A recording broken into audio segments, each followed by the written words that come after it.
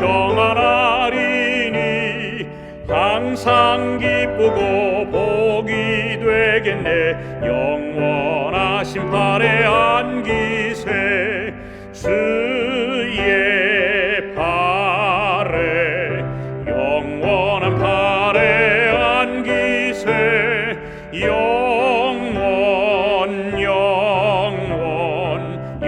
영원하신 팔에 안기세.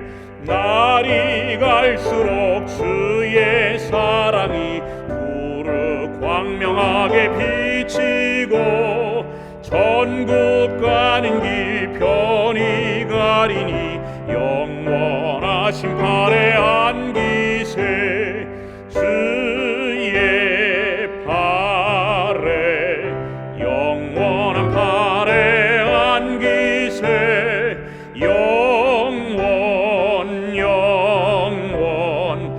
영원하신 팔에 안기세. 주의 보좌로 나갈 때에 기뻐 찬미 소리 외치고 겁과 두려움 없어지리니 영원하신 팔에 안기세 주의 팔에 영원한 팔에 안기세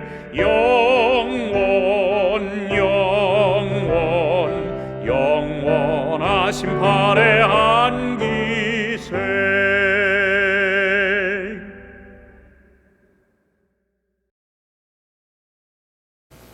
하나님 우리 아버지, 오늘도 우리를 말씀 가운데 만나게 하시고 살아있는 주의 성령으로 이 시간 채워주실 것을 믿습니다. 하나님, 우리 마음 가운데 새 힘과 위로를 허락하여 주셔서 우리의 눈을 들어 예수님을 바라볼 수 있도록 인도하여 주시기를 예수님의 이름으로 기도합니다. 아멘.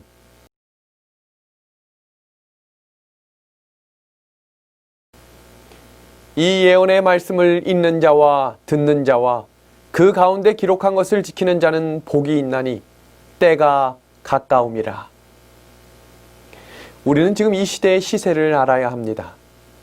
예언으로 볼 때 우리는 어느 시대에 살고 있는지, 우리가 지금 마지막 그 시점, 어느 시점에 있는지를 우리는 살펴야 합니다. 우리는 언제 기대하고 고대하던 예수님을 만날 수 있을까요? 이러한 시세에 우리가 마땅히 해야 할 것은 무엇일까요? 어떤 신앙을 가지고 어떻게 살면서 마지막 시대를 대처할 수 있는지를 우리는 알아야 합니다. 성경에서 마지막 시대를 살아가는 믿음을 오늘 우리가 살피려고 합니다. 구원은 시작부터 끝까지 하나님의 역사하심으로 이루어지는 것을 성경은 강조합니다. 성경에서 말하는 온전한 믿음은 확실한 하나님을 믿는 믿음을 설명하고 있는 것입니다. 그 믿음을 가질 때 우리의 교회가 점점 살아나고 이 시대에 하나님이 원하시는 부흥을 경험할 수 있게 될 것입니다. 이 믿음이 이 시대를 살아가는 우리에게 바로 꼭 필요한 믿음이기 때문입니다. 우리 함께 구원에 필요한 인간의 상태를 성경으로 함께 살펴보겠습니다. 하나님이 가라사대 우리의 형상을 따라 우리의 모양대로 우리가 사람을 만들고 그로 바다의 고기와 공중의 새와 육축과 온 땅과 땅에 기는 모든 것을 다스리게 하자 하시고 땅에 움직이는 모든 생물을 다스리라 하시니라. 성경에서 이야기하고 있는 이 부분, 사람이 다스리게 하자. 다스린다라고 하는 이 말은 준다라고 하는 말과는 다른 것입니다. 준다는 것은 소유권을 넘기는 것이지만 다스리게 한다는 것은 관리를 할 수 있도록 임무를 준다는 것입니다. 이 의미는 주인은 하나님이시다라고 말씀하고 있는 것입니다. 이어지는 구절 속에도 다스리라라고 하는 이 말씀은 가지라가 아니고 다스리라고 강조하신 것입니다. 왜냐하면 모든 천지 만물의 주인이 하나님이라는 것을 강조하고 계신 것입니다. 그리고 창세기 2장 8절은 하나님이 이렇게 선포하십니다. 여호와 하나님이 그 땅에서 보기에 아름답고 먹기에 좋은 나무가 나게 하시니 동산 가운데에는 생명나무와 선악을 알게 하는 나무도 있더라. 생명나무는 계속 먹어야 하는 나무이고 선악과는 절대 먹지 말라고 선포하십니다. 이어지는 구절입니다. 여호와 하나님이 이르시되 동상 각종 나무의 열매는 내가 임의로 먹되 선악을 알게 하는 나무의 열매는 먹지 말라. 내가 먹는 날에는 반드시 죽으리라 하시니라. 그 선악과에 독이 있는 것은 아니지만 먹으면 죽겠다고 말씀하셨습니다. 하나님이 가라사대 보라 이 사람이 선악을 아는 일에 우리 중 하나같이 되었으니 그가 손을 들어 생명나무의 실과를 따먹고 영생할까 하노라. 지금 이 본문은 이미 선악과를 따먹은 다음인데 생명과를 먹으면 영생하기 때문에 동산에서 내보내라 라고 하는 말씀입니다. 그래서 영생의 조건을 두 가지로 정리하면 선악과를 먹지 말아야 합니다. 이것은 하나님의 주권을 인정하는 것입니다. 그리고 두 번째는 생명과를 먹어라 라는 것입니다. 이것은 하나님의 말씀에 순종하라 라는 말씀이지요. 사람이 영생을 하려면 하나님이 나의 주권자이심을 인정하고 하나님의 모든 말씀을 순종할 때 영생할 수 있는 것입니다. 뱀의 유혹이 시작되었습니다. 하나님이 참으로 너희에게 동산 모든 나무의 열매를 먹지 말라 하더냐. 질문을 보시면 선악과를 먹지 말라고 하시더냐라고 이야기하면 대답을 yes 또는 no로 대답을 할 수 있어요. 그런데 대화를 계속할 수밖에 없게 질문을 만드는 것이 사단의 전략입니다. 우리가 삶 속에서 죄와 접촉을 할 때는 빨리 그 자리에서 나가야 합니다. 죄와 접촉하는 순간 무너질 수밖에 없기 때문입니다. 하와가 사단의 질문에 대답을 하지요. 너희는 먹지도 말고 만지지도 말고 너희가 죽을까 하노라 하셨느니라. 하와가 강조를 하고 있지요. 이 선악과를 먹지 말라고 한 것인데 만지지도 말라고 강조하고 있습니다. 뱀 속에는 사단이 들어가 있었어요. 뱀은 원래 말을 할 수 없습니다. 사단이 말을 하고 있는 것입니다. 이어지는 구절 보겠습니다. 뱀이 여자에게 이르되 너희가 결코 죽지 아니하리라. 너희가 그것을 먹는 날에는 너희 눈이 밝아 하나님과 같이 되어 선악을 알 줄을 하나님이 아심이니라. 이것이 영혼 불멸설의 시작이 된 것입니다. 선악과를 먹는 날에는 하나님과 같이 되겠다. 하와가 참 머리가 좋은 사람이었는데 생각할 필요도 없는 것이었는데 이 말을 듣고 마음이 동요되기 시작합니다. 그 말을 듣고 나니 먹음직스럽게 보이기 시작한 겁니다. 보기에는 처음에 관심이 별로 없었는데 제대로 보니 보기에도 아름다웠어요. 정말로 먹으면 지혜가 생길 것 같은 착각에 빠지게 되었습니다. 이 여자가 그 나무를 본즉 먹음직도 하고 보암직도 하고 지혜롭게 할 만큼 탐스럽기도 한 나무인지라. 여자가 그 열매를 따먹고 자기와 함께 있는 남편에게도 주매 그도 먹은지라. 자기도 먹고 하나를 더 따서 남편에게도 가지고 갑니다. 남자는 이미 알았어요. 흥분하고 오는 모습을 보니 이제 죽을 것을 안 것입니다. 이제 아담은 선택을 해야 합니다. 마음 가운데 갈등이 있었겠죠. 먹고 죽을지 아니면 먹지 않고 하만 죽게 놔둘지를 고민합니다. 그리고 고민 끝에 죽는 것을 선택합니다. 죽을 줄 알고 먹은 것이지요. 그 결과 어떻게 됐지요? 너는 흙이니 흙으로 돌아갈 것이니라. 왜 선악과를 먹고 아담과 하와가 죽었을까요? 선악과는 하나님이 만물의 소유주이심을 끊임없이 생각나게 하는 도구라고 성경 주석은 이야기합니다. 말씀대로 영생을 위하여 생명나무를 먹을 때마다 선악과를 보면서 하나님이 모든 만물의 주인이심을 생각하며 살라는 것입니다. 그것을 인정하는 동안에 하나님과 인간의 관계가 유지되는 것입니다. 선악과를 따먹는 행위는 하나님의 주권을 무시하는 것입니다. 하나님이 나의 창조주이심을 거부하는 것이죠. 선악과를 먹고 죽는 이유는 선악과에 독이 있었기 때문이 아닙니다. 그 죽음의 원인을 우리 하나씩 살펴보겠습니다.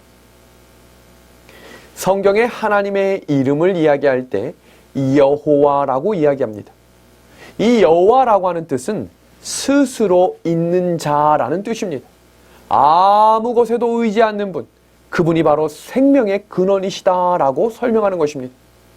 사람은 그분이 만드신 피조물입니다. 스스로 살 수가 없는 것입니다. 그래서 생명의 근원이신 하나님께서 인간에게 생기를 불어넣어 주심으로 살게 된 것입니다. 그래서 생명을 가진 존재가 된 것이지요. 그래서 우리는 하나님으로부터 빌린 생명을 가지고 살게 된 것입니다. 그렇게 살던 사람이 누구처럼 되기를 원했지요? 하나님과 같이 되기를 원한 것입니다. 하나님은 어떤 분이신데요? 스스로 계신 분이신데 말입니다. 사람이 스스로 있고 싶어지게 된 것이죠. 이 원리를 깨달으면 구원에 대한 의미를 정확하게 깨달을 수 있습니다. 사람이 하나님과 같이 되고 싶다라고 하는 이 말은 하나님과 관계없이 스스로 살겠다라고 결심하는 것입니다. 그렇게 되면 하나님께로부터 받은 생명을 반납해야 하는 것입니다. 혼자 있겠다. 그래서 관계가 단절되는 것입니다. 그러나 스스로 있어 보니 스스로 있게 될까요? 있을 수 없는 것입니다. 하나님과 관계가 끊어지면 그 즉시 그 상태는 곧 죽음이라는 것입니다. 그래서 죽은 생명 갖게 되겠다고 성경이 이야기한 것입니다. 그러면 다시 원래로 돌아가 아담과 하와는 왜 죽은 것이지요? 죄 때문에 죽은 것입니다. 무슨 죄일까요? 아담과 하와가 무슨 도둑질을 했나요? 살인을 했나요? 간음을 했나요? 무슨 죄일까요? 하나님과 분리되어 스스로 있으려고 한 죄를 이야기한 것입니다. 그래서 죽는 것입니다. 우리를 죽게 하는 죄는 도둑질이나 살인보다 하나님과 분리되어 나 스스로 하려고 하는 것이 바로 죽을 죄라는 이야기입니다. 하나님을 인정하지 않고 하나님과 분리되어 나 홀로 살려고 하는 것, 그것을 성경은 교만이라고 기록하고 있습니다. 악인은 그 교만한 얼굴로 말하기를 여호와께서 이를 감찰치 아니하신다 하며 그 모든 사상에 하나님이 없다 하나이다. 하나님이 없다고 말하는 것, 교만입니다. 말라기 4장 1절에서도 다음과 같이 기록되어 있습니다. 만군의 여호와가 이르노라. 보라, 극렬한 풍무불 같은 날이 이르리니 교만한 자의 악을 행하는 자는 다 초계 같을 것이라. 초계 같을 것입니다. 하나님을 거부하는 자는 결국 멸망할 것이라고 말씀하는 것입니다. 죽음과 생명의 차이가 바로 이것입니다. 죽음이라고 하는 것은 교만으로 하나님과 분리되는 순간 죽는 것입니다. 생명이라고 하는 것은 겸손한 마음으로 하나님과 연결되면 생명을 얻는 것입니다. 말씀을 사모하는 믿음의 하늘가족 여러분, 하나님이 나의 주권자이시고 창조주이심을 고백하시겠습니까? 거기에 생명이 있는 것입니다.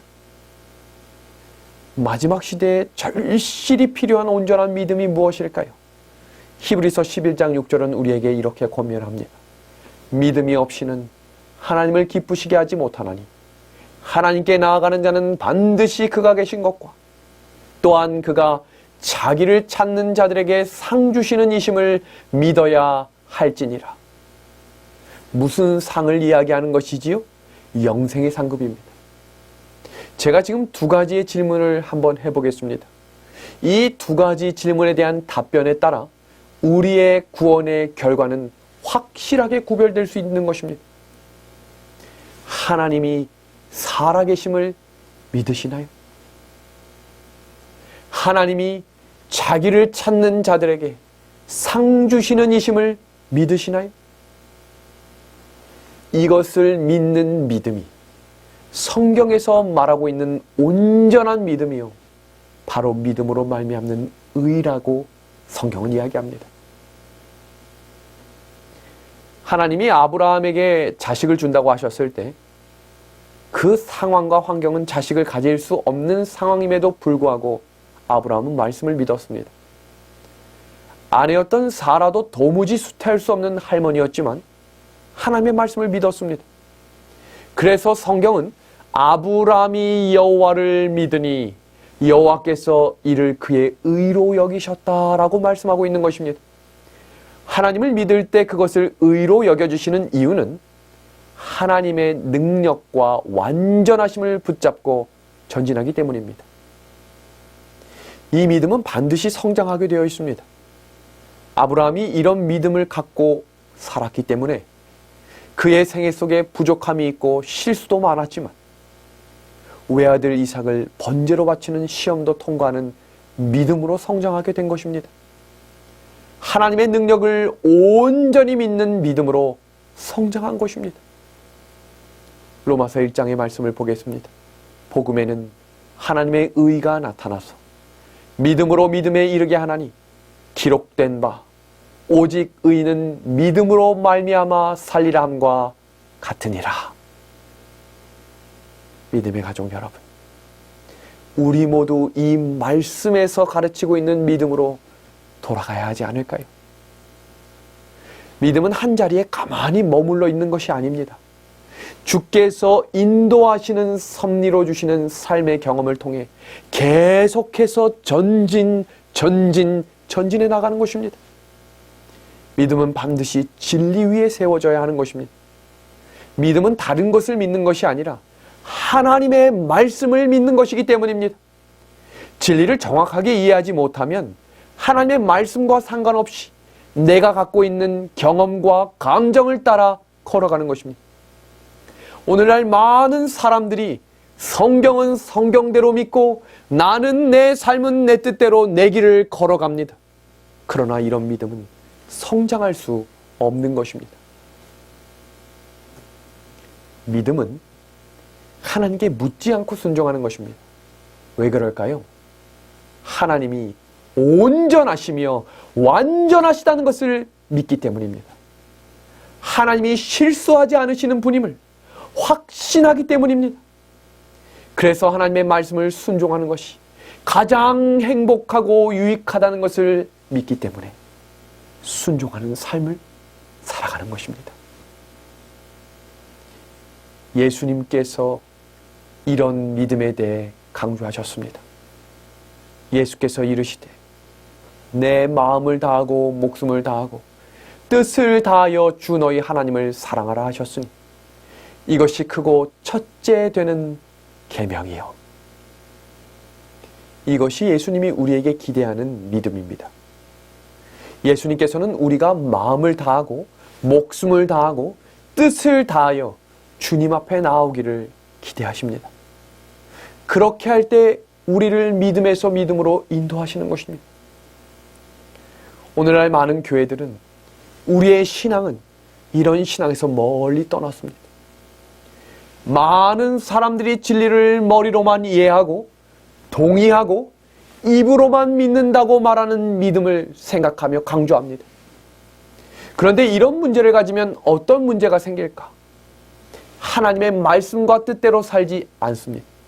하나님의 말씀에 절대적인 신뢰를 하지 않고 내 뜻을 따라 내 인생을 결정하게 되는 것입니다. 믿음이 진리에 대한 동의에서 그치면 온 마음과 목숨과 뜻을 다하는 신앙으로 나아갈 수 없는 것입니다. 그래서 신앙을 오래 한 많은 성도들이, 교회를 열심히 다녔던 많은 성도들이 믿음이 성장하지 못하는 것입니다.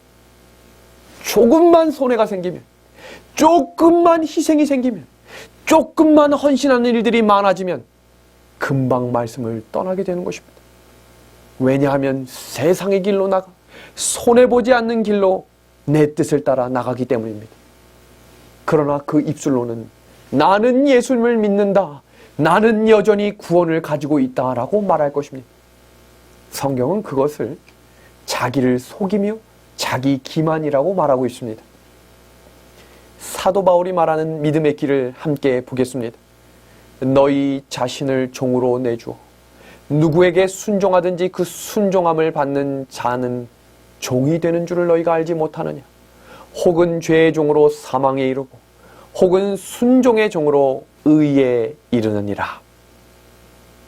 믿음은 온 마음을 다해 주님을 붙잡고 주님과 함께 동행하는 것입니다.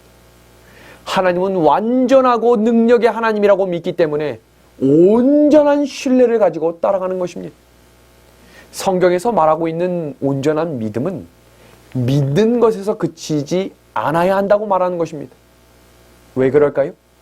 믿기만 하는 것에서 끝나는 것이 아니라 우리의 믿음을 순종하는 것으로 이끄는 것이 온전한 믿음이라고 사도 바울이 강조하고 있기 때문입니다. 사도 바울이 어떻게 해야 우리가 하나님께 영광을 돌릴 수 있다고 기록하고 있지요? 복음을 믿어 순종케 되어야 하나님께 영광을 돌릴 수 있다라고 이야기합니다. 이것이 바로 복음의 목적입니다. 입으로 믿는다고 말하면서 하나님께 순종하는 일 없이, 헌신하는 일 없이 그 믿음은 죽은 것이라고 책망하고 있는 것입니다. 죄인이 구원받는 은혜의 장면, 성경 이야기를 통해 우리가 지금 살피고 있는 믿음과 순종의 내용을 함께 살펴보겠습니다. 예수님이 시몬의 문둥병을 고쳐주셨습니다. 당시 불치병이었던 그 병은 너무나 치명적인 병이었어요. 그러나 하나님이 은혜로 고쳐주셨습니다. 그 병고침을 받았던 시몬은 예수님께 감사하는 마음을 표현하기 위해 잔치를 벌입니다. 그런데 그때 한 여인이 나타납니다. 유대 사회에서 가장 비천하고 무시당했던 한 여인이 말입니다. 얼마 전 예수님은 그 여인의 수치스러움을 용서해 주셨고 불쌍히 여겨주셨어요. 그런데 이 여인이 이 잔치의 분위기를 이상하게 만들려고 하는 것입니다. 예수님이 그 여인을 그때 칭찬하셨어요. 이 죄를 용서받는 여인이 향유를 가지고 예수님께 나옵니다. 그 향유는 그 당시에 굉장히 비싼 것이었고 가난한 이 여인이 자신의 모든 것을 다 팔아 예수님께 향유 옥합을 드립니다. 성경을 같이 보겠습니다. 그 동네에 죄를 지은 한 여자가 예수께서 바리새인의 집에 앉아 계심을 알고 향유 담은 옥합을 가지고 와서 있는지라. 유대인이 음식 먹을 예수를 뒤로 그 발 곁에 서서 울며 눈물로 그 발을 적시고 자기 머리털로 닦고 그 발에 입 맞추고 향유를 부으니, 바로 이 모습이 은혜로 죄사함을 경험한 죄인의 모습입니다. 유대 나라의 그 어떤 사람도 예수님을 사랑하고 이런 감사를 표현하지 않았습니다. 제자들마저도 예수님을 이렇게 대한 적이 없었어요. 이 한 여인의 헌신과 사랑은 예수님께 큰 감동과 위로가 되었습니다. 예수님께 많은 사람이 고침을 받았지만 예수님은 인기 있는 분이 아니셨어요. 그런데 이 여인이 예수님 앞으로 나온 것입니다. 그런데 이상한 것은 시몬이 이 여인을 아주 못마땅하게 생각했다는 것입니다. 왜 그럴까요? 그는 이 여인이 자신의 잔치 분위기를 깨뜨리고 있다고 생각했어요. 예수님께서 이런 비천한 여인을 가깝게 대하면 안 된다고 시몬이 생각한 것입니다. 그런 시몬에게 예수님이 한 비유를 들려주시는 이야기가 누가복음 7장에 기록되어 있습니다. 바로 두 빚진 자의 비유입니다. 두 사람이 똑같이 빚을 집니다. 한 사람은 큰 빚을 졌지만 다른 한 사람은 조금 빚을 졌습니다. 그런데 이 두 사람 다 모두 빚을 갚을 능력이 없었습니다. 그러나 두 사람 모두 탕감을 경험합니다. 둘 중에 누가 더 주인에게 감사할까요?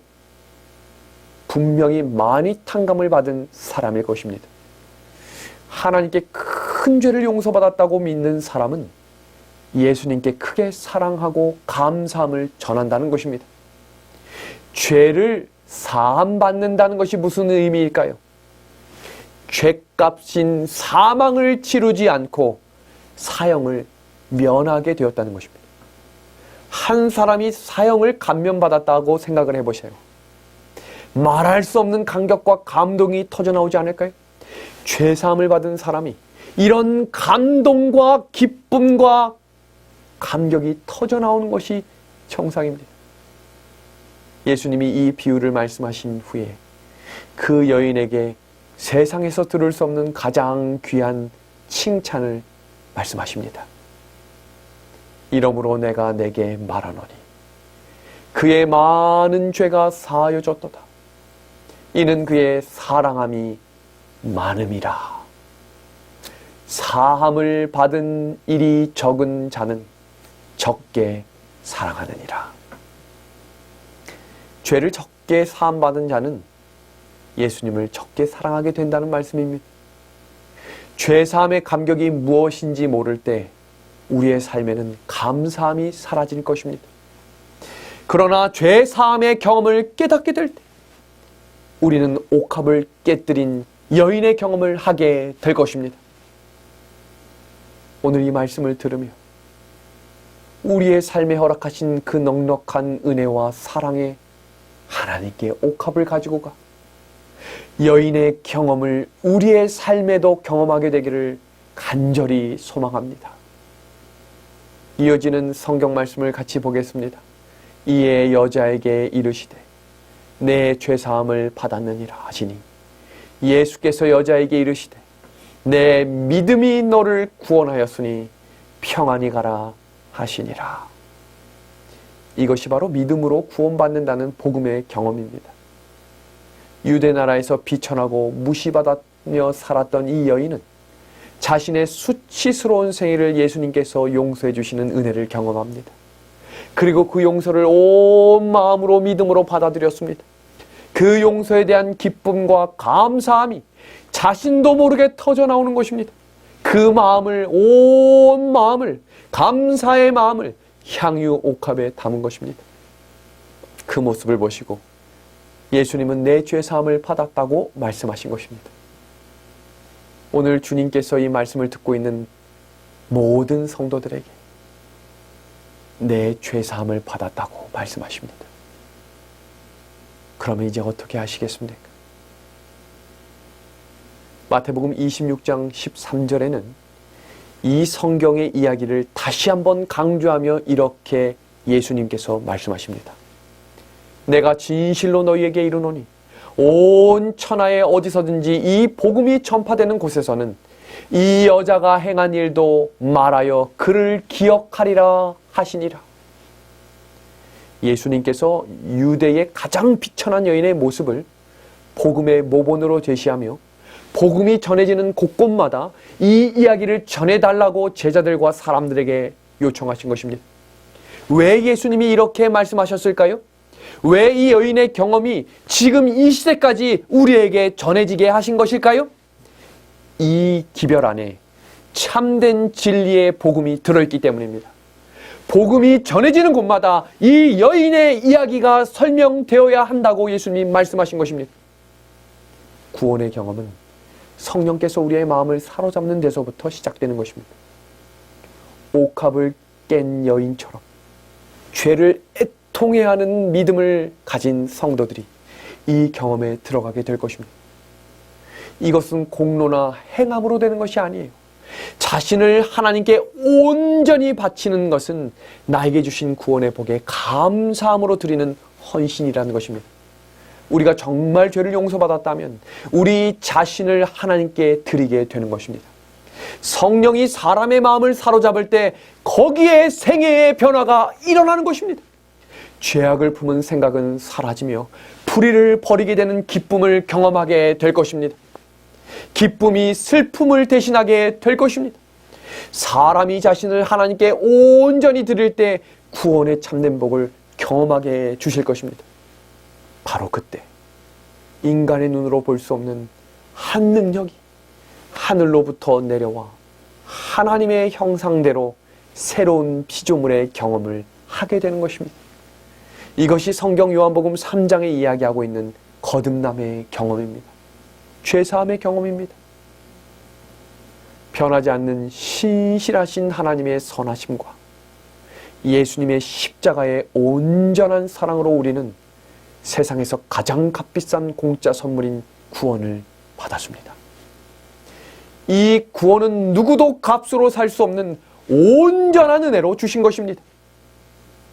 이제 우리는 살아있는 믿음을 가지고 하나님께 나아감으로 말씀에 있는 그대로를 순종하며 그 길이 비록 좁을지라도 성령을 의지하여 우리에게 맡겨주신 사명을 다해야 합니다. 그때 우리는 착하고 충성된 하나님의 종이 되는 것입니다. 하나님의 말씀을 온전히 믿는 믿음으로 아무것도 묻지 않고 모리아 산으로 올라갔던 아브라함의 믿음, 값없이 허락하신 구원의 모든 것을 주님께 드린 옥합을 깬 한 여인의 믿음을 오늘 말씀을 믿음의 귀를 가지고 경청하고 계신 우리 하늘가족 모두에게 충만히 허락하시기를 우리 예수 그리스도의 이름으로 간절히 소망합니다.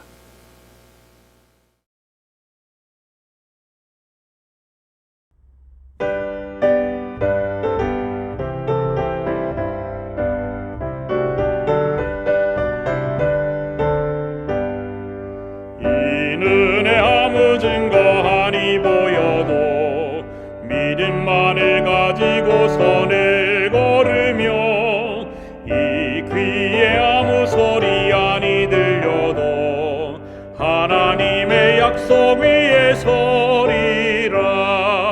걸어가세 믿음 위에 서서 나가세 의심 버리고 걸어가세 믿음 위에 서서 눈 가기에 아무 증거 없어도 이 눈에 보기에는 어떠하든지 이미 얻은 증거대로 늘 믿으며 이 마음에 의심 없이 살아갈 때에 우리 소원 주 안에서 이루리. 걸어가세 믿음 위에 서서 나가세 의심 버리고 걸어가세 믿음 위에 서서 눈 가기에 아무 증거 없어도 당신의 거룩함을 두고 맹세한 하나님의 언약하심 진실하니 그 귀한 모든 약속 믿는 자에게 능치 못할 무슨 일이 있을까. 걸어가세 믿음 위에 서서 나가세 의심 버리고 걸어가세 믿음 위에 서서 눈 가기에 아무 증거 없어도.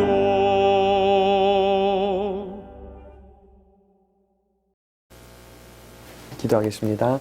하나님 우리 아버지, 우리에게도 하나님을 향한 간절한 헌신의 믿음을 허락하여 주셔서 구원의 기쁨과 감격을 하나님께 표현할 수 있는 믿음을 허락하여 주시옵소서.